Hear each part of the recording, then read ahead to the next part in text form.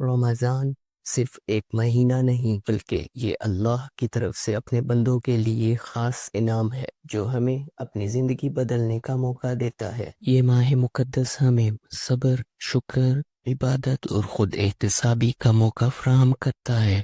مبارک ہو آپ سب کو، اللہ تعالیٰ نے ہمیں ایک بار پھر رمضان کی سعادت عطا کی ہے۔ اس بابرکت مہینے میں رحمتوں کی برسات ہوتی ہے اور ہر مسلمان کی یہی خواہش ہوتی ہے کہ وہ اس سے بھرپور فائدہ اٹھائے۔ یہ مہینہ ہمیں اللہ کے قریب کرتا ہے۔ آج ہم رمضان اور روزے کے ان تمام پہلوؤں پر بات کریں گے جو ایک مسلمان کو جاننے چاہیے۔ روزہ عربی زبان کے لفظ صوم سے لیا گیا ہے جس کے لغوی معنی رک جانا یا باز رہنا ہے۔ اصطلاحی طور پر روزہ ایک ایسی عبادت ہے جس میں مسلمان طلوع فجر سے غروب آفتاب تک کھانے پینے اور نفسانی خواہشات سے رک کر اللہ کی رضا حاصل کرتے ہیں۔ یہ عبادت جسمانی تقویت کے ساتھ ساتھ روحانی پاکیزگی اور ضبط نفس کا بہترین ذریعہ ہے۔ رمضان کے روزے رکھنا ہر بالغ، صحت مند اور مقیم مسلمان پر فرض ہے۔ اس کی فرضیت قرآن و حدیث میں واضح طور پر بیان کی گئی ہے۔ قرآن مجید میں اللہ تعالیٰ فرماتے ہیں یا ایھا الذین آمنوا کتب علیکم الصیام کما کتب علی الذین من قبلکم لعلکم تتقون۔ اے ایمان والو، تم پر روزے فرض کیے گئے ہیں جیسے تم سے پہلے لوگوں پر فرض کیے گئے تھے تاکہ تم پرہیزگار بن جاؤ۔ یہ آیت اس بات کا واضح اعلان ہے کہ روزہ اللہ کا حکم ہے اور اس کا مقصد تقوی اور پرہیزگاری پیدا کرنا ہے۔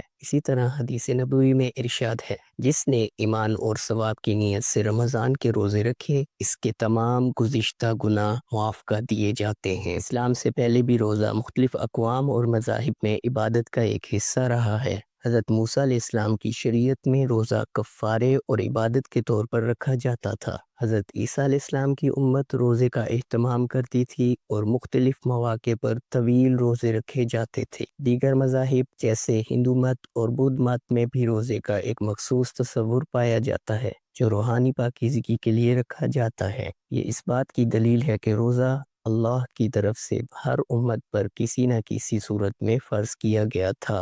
روزے رکھنے کا مقصد صرف کھانے پینے سے رک جانا نہیں بلکہ یہ ایک مکمل تربیتی نظام ہے جو ہمیں جسمانی، روحانی اور اخلاقی طور پر مضبوط کرتا ہے۔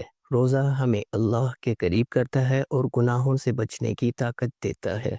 بھوک اور پیاس ہمیں صبر سکھاتی ہے اور ہمیں ان نعمتوں کا شکر گزار بناتی ہے جو ہمیں عام دنوں میں میسر ہوتی ہیں۔ روزہ ہمیں بھوک اور پیاس کا تجربہ دے کر ان لوگوں کی تکلیف کا احساس دلاتا ہے جو سال بھر ان حالات میں رہتے ہیں۔ روزہ رکھنے سے جسم ڈیٹاکس ہوتا ہے، معدہ آرام کرتا ہے اور کئی طبی فوائد حاصل ہوتے ہیں۔ رمضان المبارک کو 3 اشروں میں تقسیم کیا گیا ہے اور ہر اشرے کی ایک مخصوص دعا ہے۔ تو آئیے یہ دعائیں جان لیتے ہیں۔ رب اغفر وارحم وانت خیر الراحمین، اے میرے رب مجھے بخش دے اور مجھ پر رحم فرما، تو سب سے بہتر رحم فرمانے والا ہے۔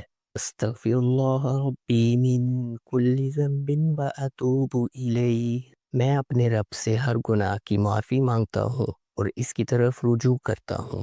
اللہم اجرنی من النار، اے اللہ مجھے جہنم کی آگ سے بچا۔ سحر و افطار کی دعا۔ وبصوم غد نویت من شہر رمضان، میں نے رمضان کے کل کے روزے کی نیت کی۔ افطار کی دعا۔ اللہم لک صمت وبک آمنت وعلیک توکلت وعلی رزقک افطرت، اے اللہ میں نے تیرے لیے روزہ رکھا، تجھ پر ایمان لایا، تجھ پر بھروسہ کیا اور تیرے دیے ہوئے رزق سے افطار کیا۔ روزے کا فدیہ اور کفارہ۔ فدیہ، جو شخص بڑھاپے یا دائمی بیماری کی وجہ سے روزہ نہ رکھ سکے وہ ہر روزے کے بدلے ایک مسکین کو 2 وقت کا کھانا کھلائے۔ کفارہ، اگر کوئی شخص جان بوجھ کر بلا عذر روزہ توڑ دے تو اس کے لیے 2 راستے ہیں، مسلسل 60 روزے رکھے یا 60 مسکینوں کو کھانا کھلائے۔ تراویح، رمضان کی خاص عبادت۔ رمضان میں رات کے وقت نماز تراویح ادا کی جاتی ہے جو ایک بڑی روحانی عبادت ہے۔ نبی کریم صلی اللہ علیہ وسلم نے صحابہ کرام کے ساتھ باجماعت تراویح ادا فرمائی۔ اور فرمایا جس نے ایمان کے ساتھ رمضان کی راتوں میں قیام کیا اس کے پچھلے گناہ معاف کر دیے جاتے ہیں۔ لیلۃ القدر 1000 مہینوں سے افضل رات، یہ رات رمضان کے آخری عشرے کی طاق راتوں میں آتی ہے اور اس میں عبادت کرنے کا ثواب 83 سال کی عبادت کے برابر ہے۔ ناظرین، رمضان کا ایک ایک لمحہ قیمتی ہے۔ یہ مہینہ ہمیں صبر، قربانی، تقوی اور عبادت کی روح سکھاتا ہے۔ ہمیں چاہیے کہ اس بابرکت مہینے میں اپنی عبادات کو مزید بہتر کریں، صدقات و خیرات کریں اور دوسروں کی مدد کریں۔ آپ رمضان میں کون سی عبادت کو سب سے زیادہ اہمیت دیتے ہیں؟ ہمیں کمنٹس میں بتائیں۔ اگر آپ کو یہ معلوماتی ویڈیو پسند آئی ہے تو دوسروں کے ساتھ بھی شیئر کریں تاکہ زیادہ سے زیادہ لوگ اس سے فائدہ اٹھا سکیں۔ اللہ اس رمضان میں ہمیں زیادہ سے زیادہ نیکیاں کمانے کی توفیق عطا فرمائے۔ آمین۔